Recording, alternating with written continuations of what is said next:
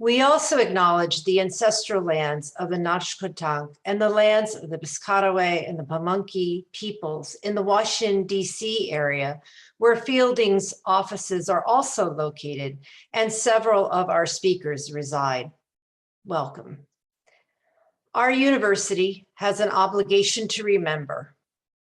We honor with gratitude the land itself and the people of other Indigenous communities.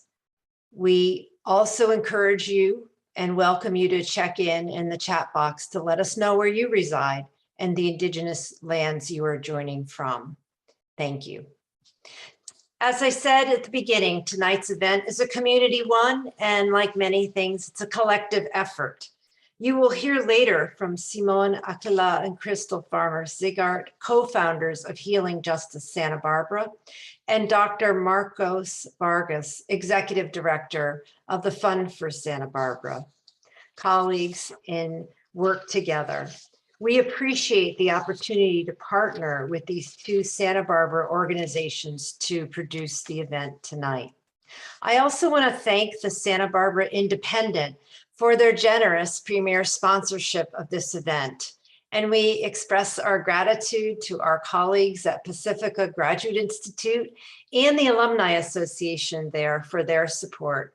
And just want to say, as a colleague, congratulations on launching the Alumni Network Association and celebrating your 10th anniversary of that association. We also appreciate the sponsorship of Santa Barbara City College Foundation, which has supported the college and its students and many community events since 1976. Thank you to Planned Parenthood Central Coast and the Winters Group. And I'm sure that the slide with the sponsors' logos will be up in just a moment. We appreciate also the support of our elected officials in promoting and attending this event. Thank you, Congressman Salud Carbajal, who is an alum of Fielding Graduate University, and also to Council Member Oscar Gutierrez and Council Member Kristen Sneddon. And also a shout out to Senator Monique Limon for helping spread the word about this event on social media. That's always welcome. Santa Barbara is a community that also has a long history of commitment to progressive education, and I think it's worth just mentioning this evening. That is progressive education in the context of education that improves people's lives and inspires many to make a positive difference in the world. For example, I think of Santa Barbara City College. It's often ranked #1 in the nation for its strength in increasing and advocating for access to higher education. Or think of Pacific Graduate Institute, which was founded by a Fielding graduate and has very creative Jungian psychology programs and mythology programs. And then, of course, many of us know UCSB, which has grown from a small school located in town to a large research university perched on the ocean. And then there's Fielding. We were founded by faculty 48 years ago to be a place where graduate education could be designed for people who had been shut out of traditional graduate education at that time, particularly women and people of color. And in the spirit of acknowledging those who dedicate their lives to education for social change and to fighting for justice, we honor Professor Angela Davis this evening. Scholar activist Angela Davis has made it her mission to share her life story and challenge her audiences to join the struggle for racial, economic, and gender justice. Professor Davis has championed for social justice and campaigned for her lifetime, particularly with the prison industrial complex that has grown since the 1980s with the emergence of the private prison industry. In her work, Professor Davis urges us to hone our critical skills, develop them, and implement them while fighting for racial, economic, and gender justice. So as we begin to turn our minds to the main event, I want to thank you, not just for being here, but also for supporting the mission of Fielding specifically, and more generally, for being part of a community of people that advocates for others so that they can live with dignity and respect. And on the eve of the Reverend Dr. Martin Luther King holiday, let us remember his words that an injustice anywhere is a threat to justice everywhere.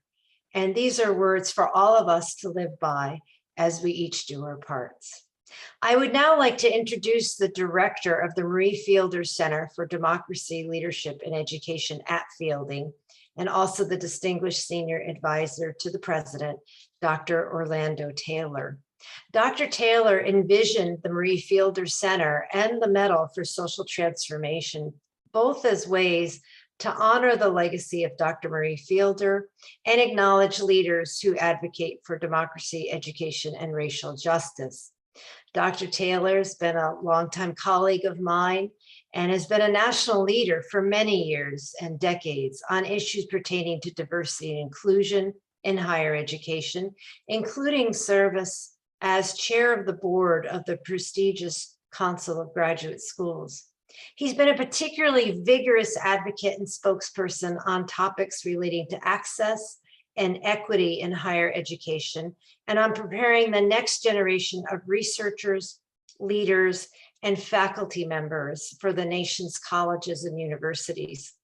Dr. Taylor is currently a co-principal investigator and director for a major National Science Foundation project that conducts research and also advances the leadership and development of a new generation of leaders in the STEM fields throughout the United States, including historically Black colleges and universities. And Fielding is proud to play a small part of this work. So Dr. Taylor, I now turn the microphone over to you. Thank you. And thank you, President Rogers, and good evening, everyone. I first of all want to join President Rogers in welcoming each of you to the very first virtual ceremony to bestow upon a distinguished individual the annual Murrayfield Medal for Social Transformation. And tonight's medal recipient, Professor Angela Davis, is most deserving of this high honor. The Murrayfield Medal was first awarded in 2016 following the establishment of the Murrayfield Center for Democracy, Leadership, and Education at Fielding. The medal and the center are named in honor of Dr. Murrayfield, a truly amazing individual and a most distinguished member of Fielding's founding family in 1974 and chair of the university's first board of trustees. Dr. Murrayfield was a national activist for inclusion of African Americans into every aspect of American life. Through her vision and commitment to justice throughout her lifetime and 60-year career, Dr. Fielder inspired many and left an indelible mark on the entire nation. In the 1960s and 1970s, for example, she contributed to the work of such civil rights leaders as Martin Luther King Jr., the Southern Christian Leadership Conference, and Whitney Young of the National Urban League. The breadth of her work to achieve racial equity with numerous governmental and civil rights organizations was enormous. In this regard, she worked with the Black Panther Party and also served as an advisor on racial matters to the Los Angeles Police Department and multiple corporate organizations. Closer to home, Dr. Fielder was one of the most influential women in the history of California education. A PhD recipient from the University of Chicago, she was the first African-American woman with a doctorate to teach at a college or university in the San Francisco Bay Area, and one of the first researchers who documented cultural bias in IQ tests. She helped the Berkeley Public Schools become the first in the nation to desegregate through two-way busing, one of her proudest accomplishments, where white students in Berkeley were bused to predominantly Black schools in the city and vice versa. Murrayfield Center for Democracy, Leadership, and Education was launched at Fielding in 2016 to provide a multidisciplinary and inter-school space for students, alumni, and faculty to engage in advocacy, education, and research to advance Fielding's commitment to seeking a just and inclusive society for our nation and indeed all of humankind. I want to take a moment to thank the Center's Advisory Council for their stewardship of the Center and guidance in selecting recipients of the Murrayfield Medal for Social Transformation. Now, the medal was initially awarded in 2016. The annual awarding of this medal is perhaps the Center's annual signature initiative. It recognizes an individual for a lifetime of sustained advocacy, actions, and achievements devoted to supporting access, equity, diversity, and inclusion of all people and communities in their quest for success and fulfillment of their aspirations. Tonight marks the 5th awarding of the Murrayfield Medal. Professor Angela Davis follows a distinguished group of previous awardees, including Dr. Walter Bumpus of the American Association of Community Colleges, Professor Gary Orfield of the UCLA Civil Rights Project, Professor Emerita Patricia Gurin of the University of Michigan, and most recently, Ms. Dolores Huerta, a co-founder with Cesar Chavez of the National Farm Workers Association, which later became the United Farm Workers. Professor Angela Davis has been deeply involved in some of the major social movements over the last 50 years. She was born and raised in Birmingham, Alabama, by parents who were active community organizers. As a teenager, she marched and picketed against racial segregation. She went on to earn a doctorate in philosophy and became known as a radical feminist and activist. Today, she is a distinguished professor emerita at the University of California, Santa Cruz. She's one of the founders of Critical Resistance, a national grassroots organization fighting for change in the prison system. Her books include Are Prisons Obsolete? And Abolition Democracy, Beyond Prison, Torture, and Empire. In her work, Professor Davis urges us all to hone their skills, develop them, and implement them while fighting for racial, economic, and gender justice. It is with great honor that I bestow the 2022 Murrayfield Medal for Social Transformation upon Professor Angela Davis. Professor Davis, would you like to say a few words before we proceed with the program?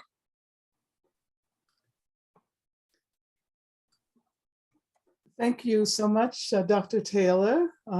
First of all, let me thank President Katrina Rogers and you, Dr. Orlando Taylor, of the Murrayfield Center for Democracy. And of course, I thank Fielding Graduate University and the other co-sponsors for sponsoring this event this evening. I want to express my deepest gratitude for this major honor you have bestowed on me, the Murrayfield Medal for Social Transformation.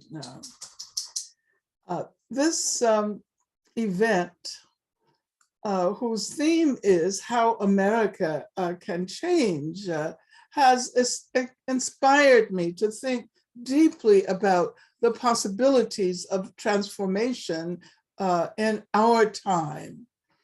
Given the fact that I have been convinced for the vast majority of my life that social change emanates from the activities and contributions and collective commitments of vast numbers of people who are not the great men who until relatively recently have been regarded as the makers of history. There is clearly no social transformation without the kind of education for which Murrayfield was a proponent and the kind of pedagogy she represented in her own work as a teacher. And let me say that I'm especially honored to receive this medal since I joined such distinguished recipients as Dolores Huerta, with whom I have worked on many, many projects over the years. She is one of my major heroes. And let me also say, as you pointed out, Dr. Taylor, my mother, Sally B. Davis, was a teacher and an activist. And I followed her path, the path of Murrayfielder. So thank you so much for lifting her up and for allowing a multi-generational appreciation of her work. I can only hope that my own contributions are worthy of the honor of the Murrayfielder Medal for Social Transformation. Thank you.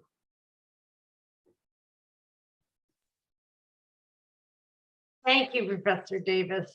We really appreciate your service for decades. There is no higher calling than the work that you have inspired and that you modeled the way for us. And we just want to appreciate you so much. And I do wish we were all in person to gather around you. And we often honor people because it's part of honoring those now and for those who come after. And I know you've spent a lifetime working with students, and I know that that has also been a source of inspiration, I'm sure, for yourself as well as for others across the country over many decades. I now want to just introduce Miriam Dance.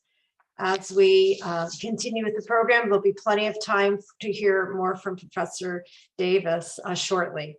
Miriam Dance is a performer, a singer and songwriter, and current director of theater at the Riviera Ridge School and Bishop Diego High School in Santa Barbara.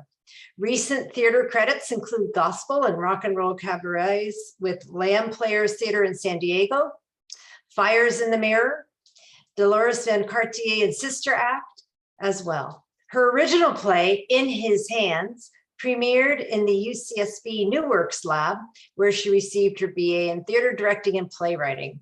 Miriam released her first EP entitled Heartstrings to all digital music platforms.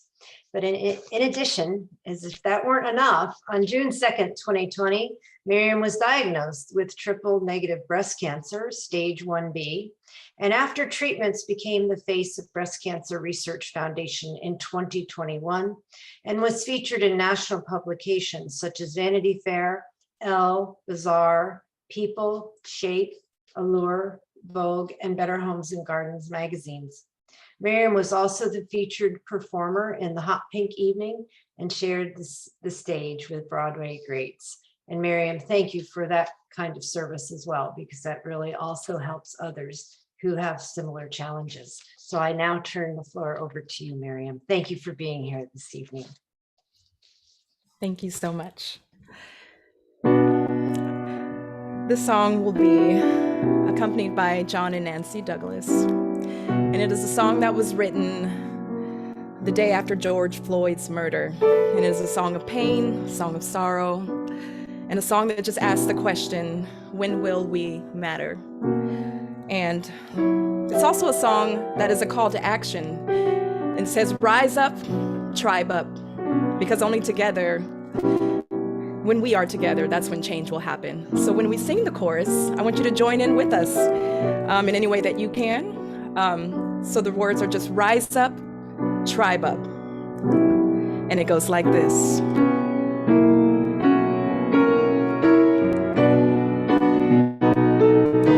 Rise up, tribe up. Rise up, tribe up. Rise up, tribe up. Rise up.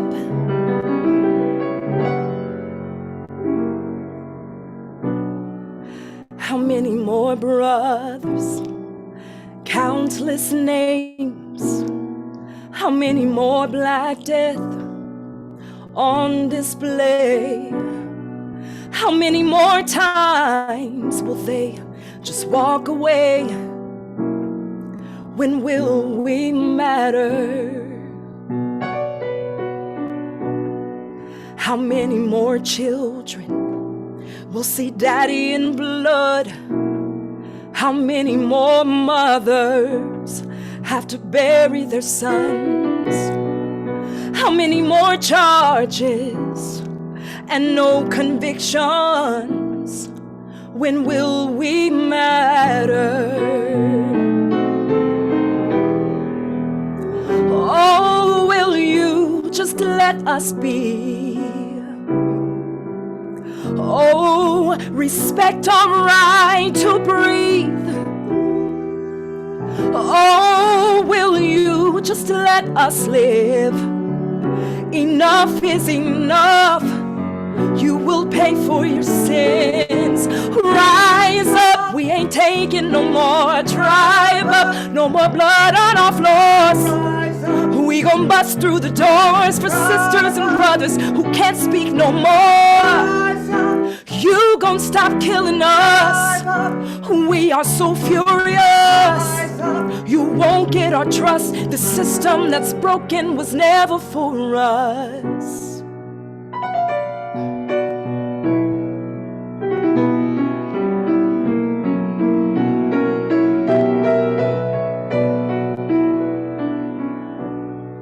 How many more protests and justice signs? How many more cans of tear gas in our eyes? How many more screams of outrage and sorrowful cries? When will we matter? How many more Garners, Browns, Davis, Castilles? How many more Martins, Floyds, Grays, and Tills? How many more black lives will they steal? Like it don't even matter. Oh, will you just let us be? Oh, respect our right to breathe. Oh, will you just let us live? Enough is enough. You will pay for your sins. Rise up, we ain't taking no more. Drive up, no more blood on our floors. We gon' bust through the doors for sisters and brothers who can't speak no more. You gon' stop killing us. We are so furious. You won't get our trust. The system that's broken was never for us. We ain't taking no more. Drive up, no more blood on our floors. We gon' bust through the doors of sisters and brothers who can't speak no more. You gon' stop killing us. We are so furious. You won't get our trust. The system that's broken was never for us.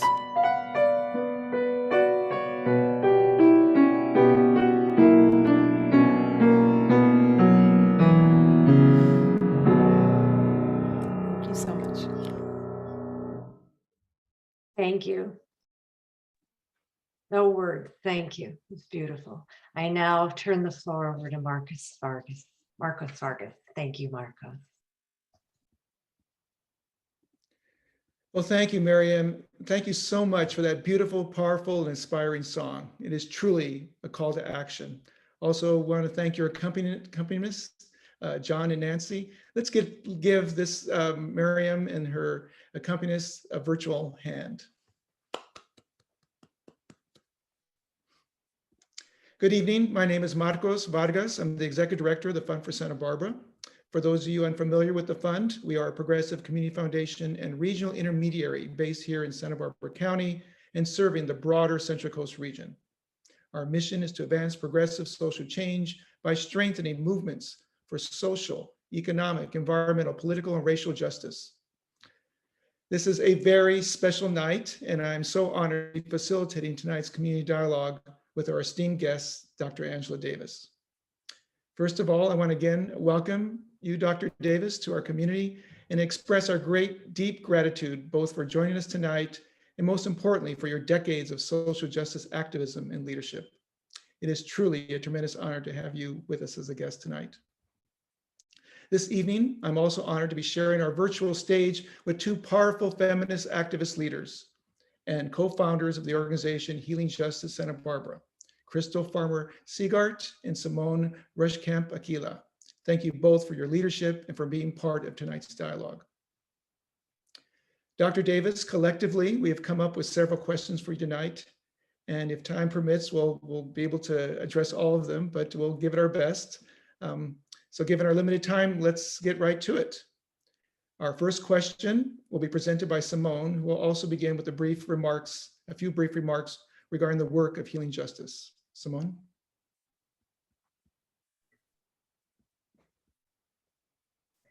Hi, everyone, and gratitude again, Professor Davis, to be able to join with you in this setting. I'm Simone Aquila, pronouns she, her, hers. For anyone who may need a visual description, I am a dark-skinned Black woman. Today I'm wearing a happy green head wrap. I'm one of the co-founders of Healing Justice Santa Barbara. Healing Justice Santa Barbara takes great pride in furthering the frameworks of healing justice as coined by Cara Page, by creating communities of care and never glamorizing burnout or celebrating moving past our bodies. As a collective of Black activist mothers, we are committed to disrupting the ongoing displacement of Black people in Santa Barbara by leveraging the landmark process to prevent gentrification, demanding the creation of a Black and African American cultural resource center while operating and running the Melanin Art Gallery, and revisioning safety in ways that center Black joy and ease. You can learn more about our work at hjsb.org.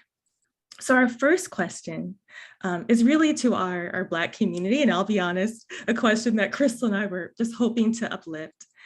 And it's really speaking to, especially in Santa Barbara, where the Black population continues to be displaced, we were hoping to find strategies for sustainment.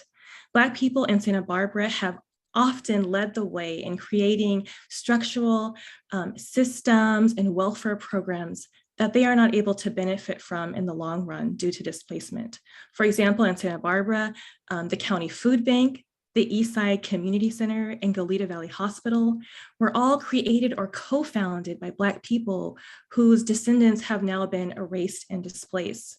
If we're to consider that many of these programs of community care lead to abolition and are necessary for abolition, how can we as activists respond to the ongoing intentional displacement of Black residents and organizers?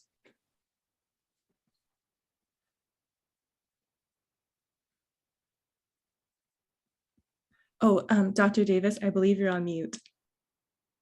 But I saw your face speaking, so I already know it's wonderful. Yes. Thank you.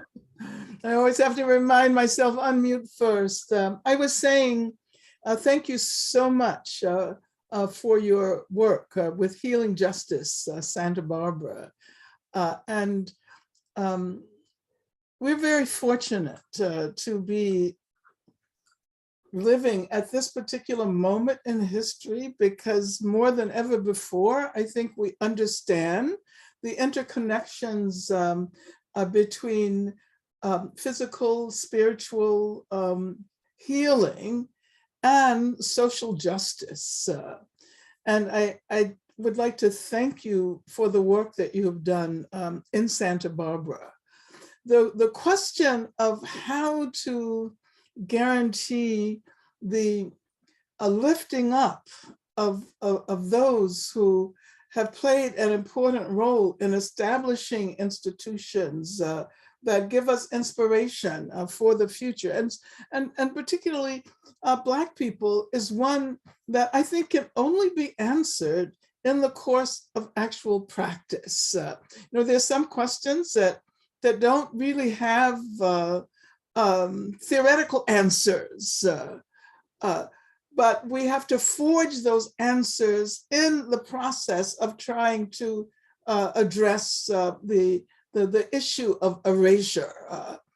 And so this means that this is a challenge, not primarily for Black people, but for those who have benefited from the contributions of Black people to always remember and to recognize that history is an important dimension of the work that we do today. We're we always inhabit our histories, whether we acknowledge them or not.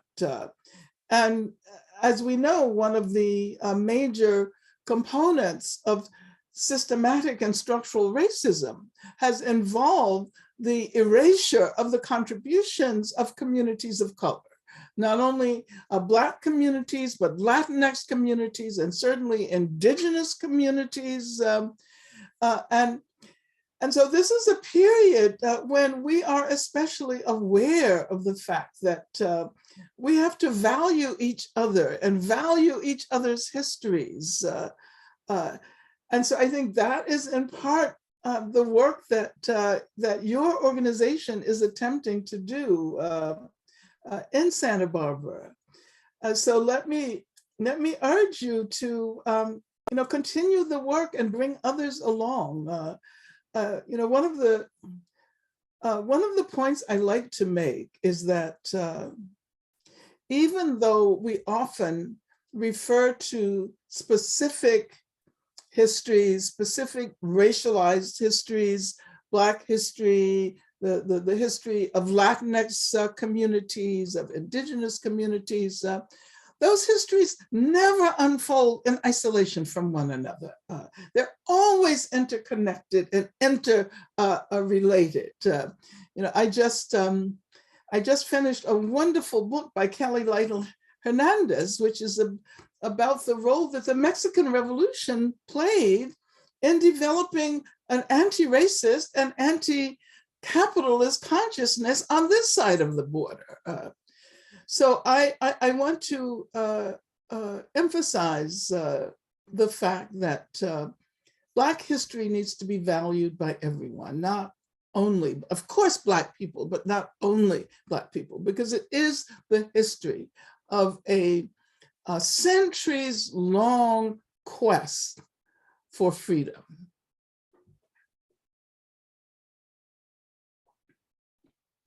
Well, thank you so much, Dr. Davis. Very insightful words. Our next question is actually my own.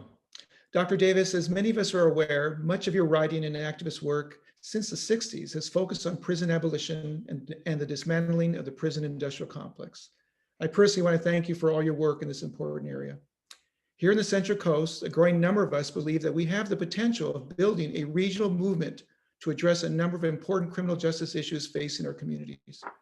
Here in the Central Coast region of Santa Barbara, Ventura, and San Luis Obispo counties, we have local community groups working on a range of campaigns, including the establishment of community police oversight commissions, the fight to stop jail expansion at the expense of funding for prevention and anti-recidivism programs, the removal of police from our school campuses, and the elimination of gang injunctions.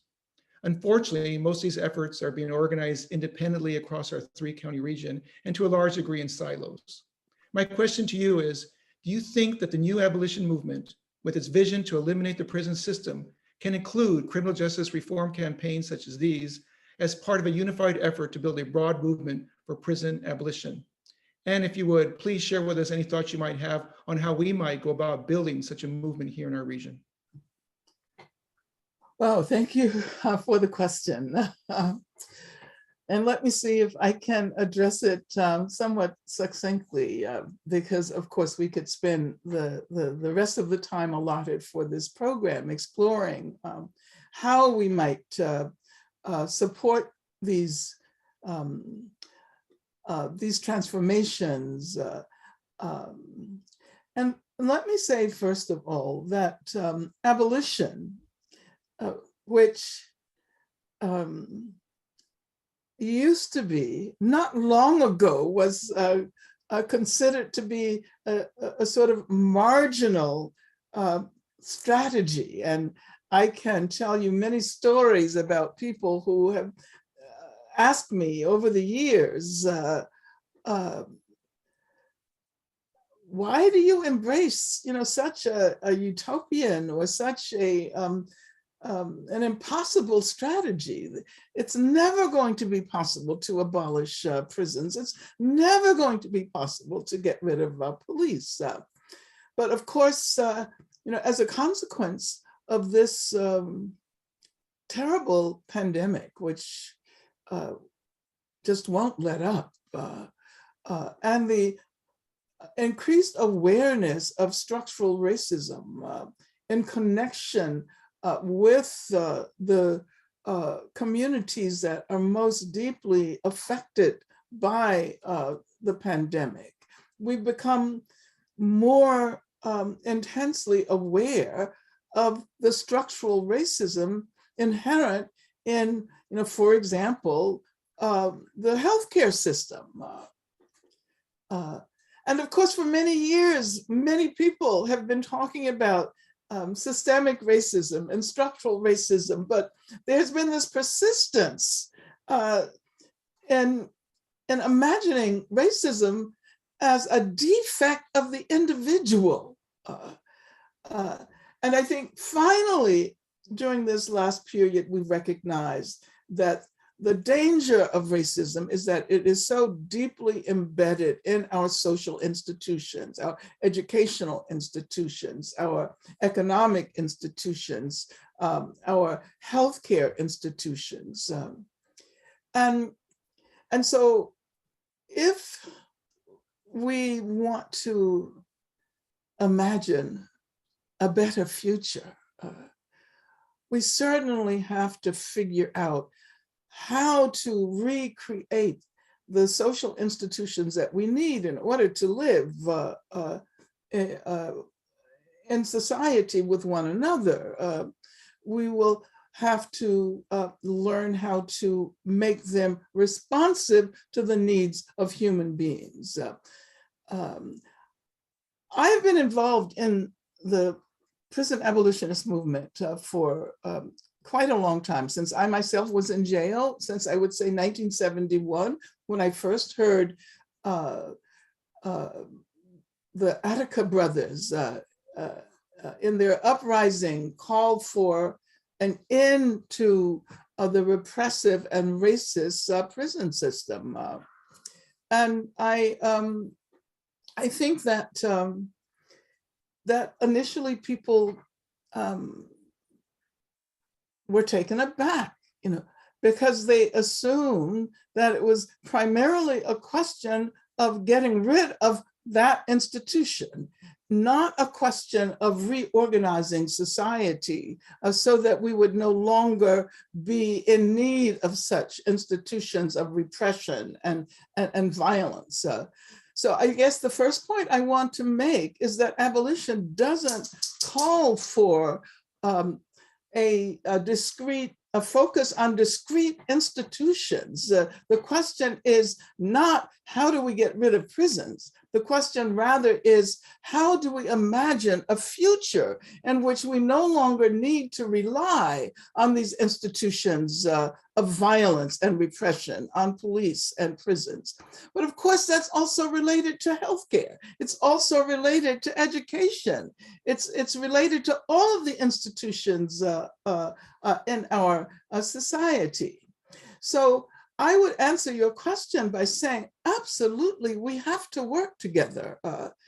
And those of us who are attempting to represent an abolitionist approach should not assume that everyone immediately will embrace abolition. But at the same time, we raise the kinds of questions that encourage people to think deeply. And we ask, what have prisons ever done to address the social problems that they presume to address? And if we look closely, we discover a connection between the state violence that is incorporated in police and prisons and the community violence or the intimate violence.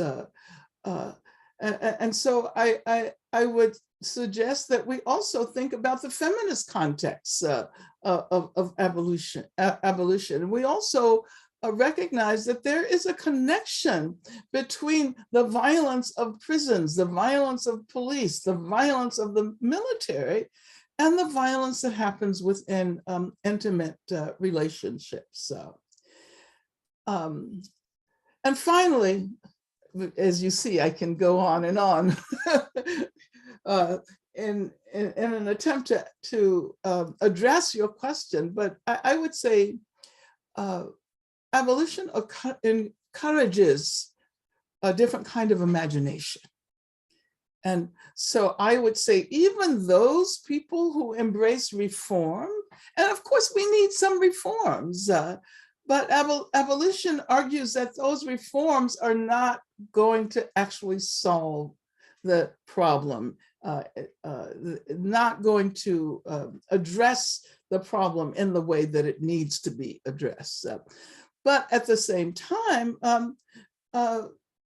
we encourage people to think deeply and to think imaginatively and to think creatively and to shift from the focus on discrete institutions to the question, what kind of society would we need if we do not want to continue to depend on these institutions of violence and repression that as a matter of fact, end up reproducing the very racist violence that we think we are challenging. Well, thank you so much, Dr. Davis, for that insight and that vision. Our next question is from Crystal.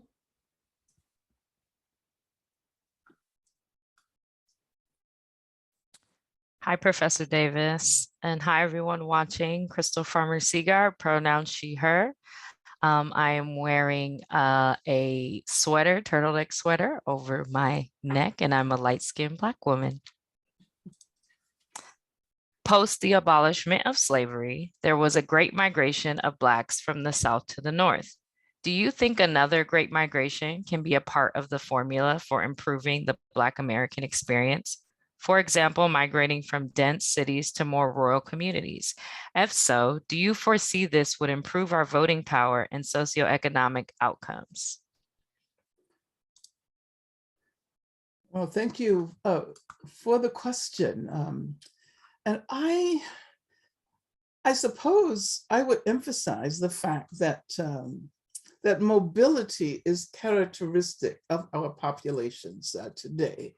And that, as a matter of fact, large numbers of Black people have engaged in a process of what you might call reverse migration from the North to the South, from the West to the Southeast. But I don't know whether that by itself will solve our problems. As we see, given this current political situation, there is an attempt by those who represent the backward political forces in this country to prevent Black people and other people of color from using the power of the vote. The redistricting that's happening, all over the country. So I think we have to think in more complex terms. And we have to recognize that the migration that is happening is also reflective of a kind of global migration, not only of Black people, but other people from the global South to the global North. And if we are going to move in a progressive direction for the world's population, I think it's necessary to, again, engage in a kind of exercise of the imagination. And I say that because we often assume that the nation state is the only possible way of organizing human populations on Earth. But precisely because of the migrations that are occurring, and of course here in our hemisphere, we see migrations from Central America, from the Caribbean, and we see the development of even more repressive police forces and carceral methods to prevent this migration from challenging the current the current meaning of borders. And of course, I'm not going to mention the name of the person who last occupied the office of the presidency, who referred to Mexicans and other people from the Americas, including the Caribbean, in such racist terms. We're still confronting possibilities of fascism. One of the important dimensions of the last presidential vote was that we did manage to evict fascism from the White House. But that was not the end of the struggle. And as we see now, there are efforts to guarantee that those who represent the backward forces of history, who represent white supremacy and racism, are attempting to prevent us from moving forward. And so we're talking about mass activism. And I think it's important to recognize that simply electing a president did not really change the situation in the ways many people assumed. But we also know that mass mobilization and mass organization can bring about change. We know that changes occurred as a consequence of people pouring out into the streets, protesting the police lynching of George Floyd and Breonna Taylor and others.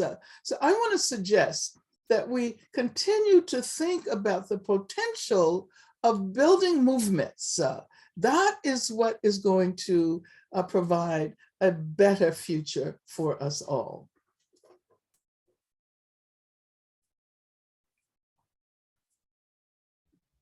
Thank you once again, Dr. Davis.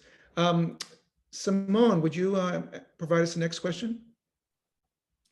Yes, and I do have to say, as much as I would love to say that we came up with all of these questions on our own, as I mentioned before, these were actually questions brought forward by our Black community members and other people who are a part of Healing Justice Santa Barbara. So our gratitude for Tamara for that last question. And the question that I'm going to ask now was actually submitted by community member Flavia.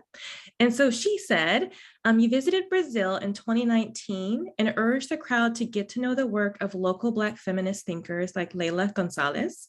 Do you see any urgency in encouraging Black North America to look at Black Latin America for reference and vice versa? What do you think is the biggest benefit that we can learn? How might we grow out of such unity? Thank you.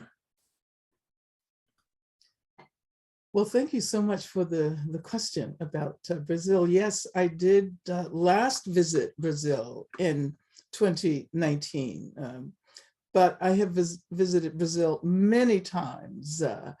And I continue to revisit Brazil because even though they're confronting a very difficult political situation now with Bolsonaro, one can feel the ways in which Black women and indigenous people are rising up to take the reins of their destiny in their own hands, and especially Black women. And I mention this because it's often assumed that when you speak about Black feminism, for example, you're referring primarily to the US. And so, of course, we think about Patricia Hill Collins. We think about the recently deceased Bell Hooks, who, of course, made such an incredible contribution. We think of people like, Alice Walker and We think of Beverly Gleichschafter. I mean, I can go on and on. However, we don't necessarily reach out to discover what traditions of Black feminism one can discover in countries like Brazil. And one of the first times I visited Brazil, I was actually very disturbed because I was being asked to represent a Black feminism that I knew was not nearly as advanced as some of the Black feminisms in Brazil. And so I had the opportunity many years ago to meet Lélia Gonçalves. Lélia Gonçalves was talking about intersectionality long before the word, the concept was introduced in this country. Marielle Franco, who of course was assassinated in, I think it was 2018, showed us a Black feminist praxis that allowed us to understand, why it is so important to challenge the militarization of the police at a time when we benefited from that kind of analysis of the role of police violence. And so, again, this is a question that we could spend hours exploring. But let me point out that we live in a global world.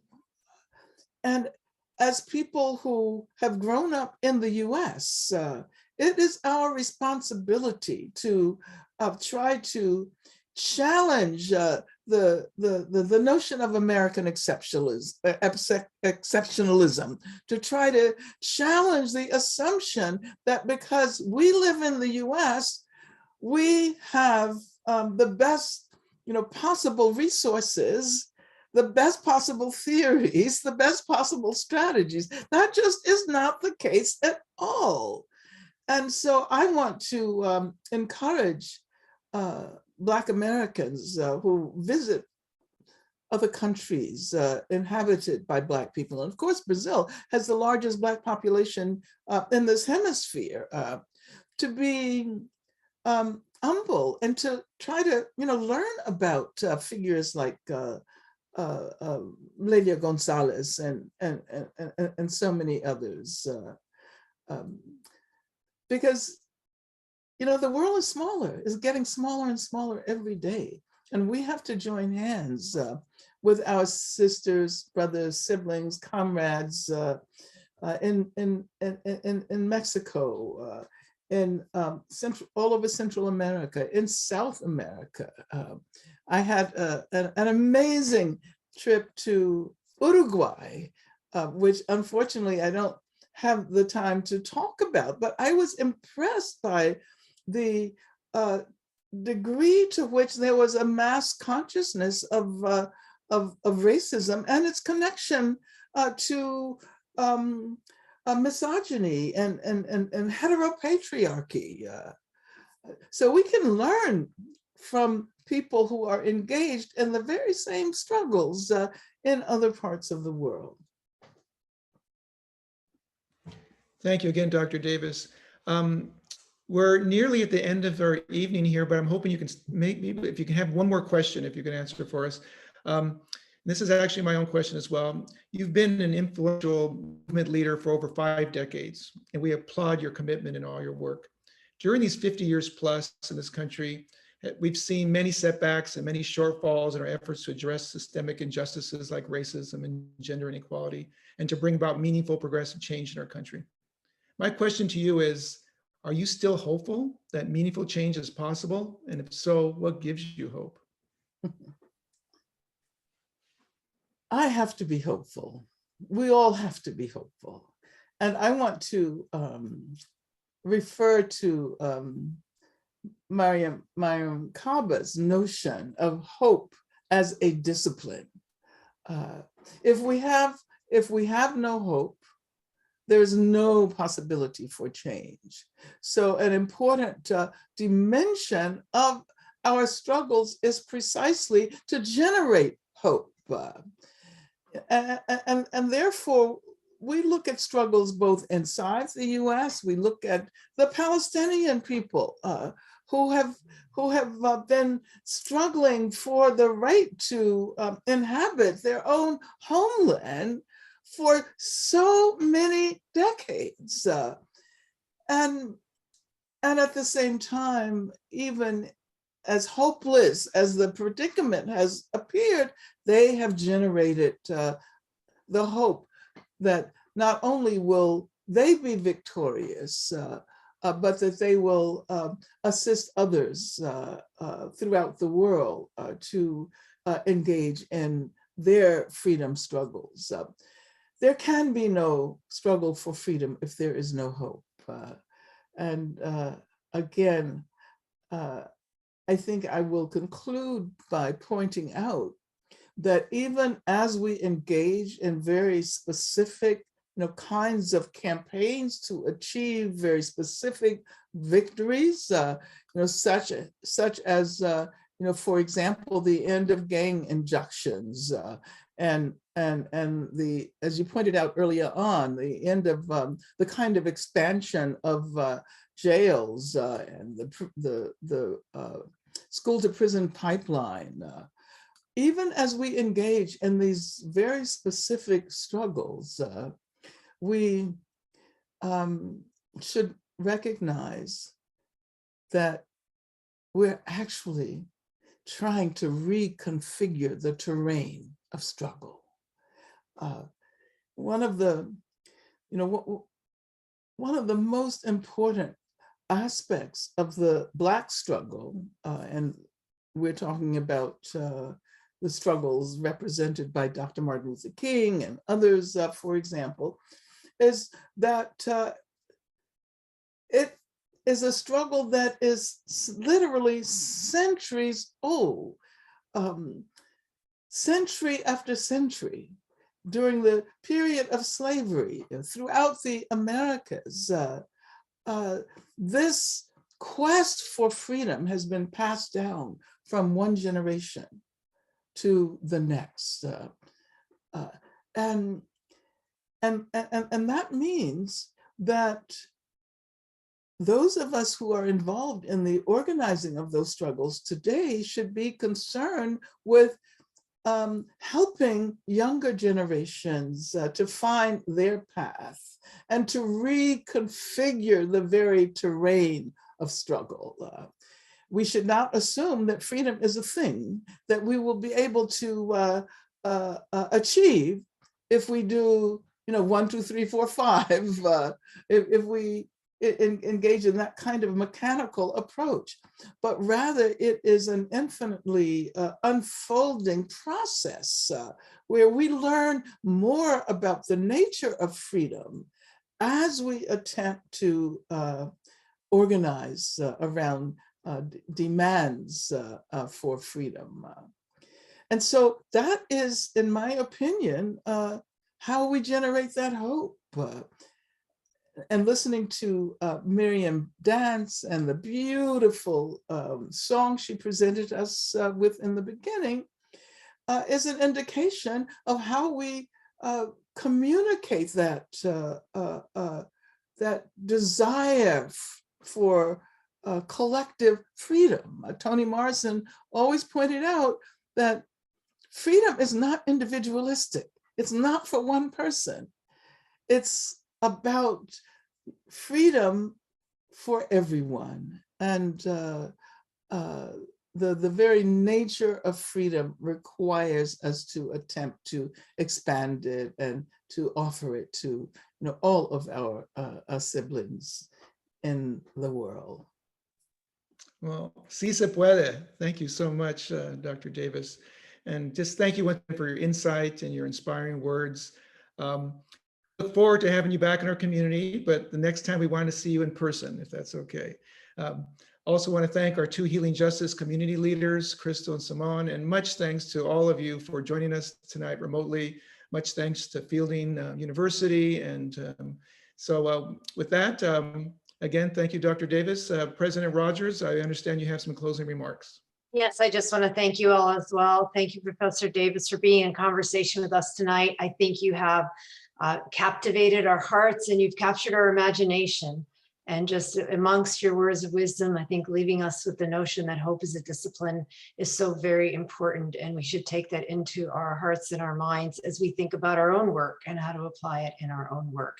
Crystal and Simone, thank you so much, not only for your questions, but for bringing the voices of others in the room, and you as well, Marcus, much appreciated. And Miriam, Nancy, and John, beautiful music that also allows us to access a different part of our spirits.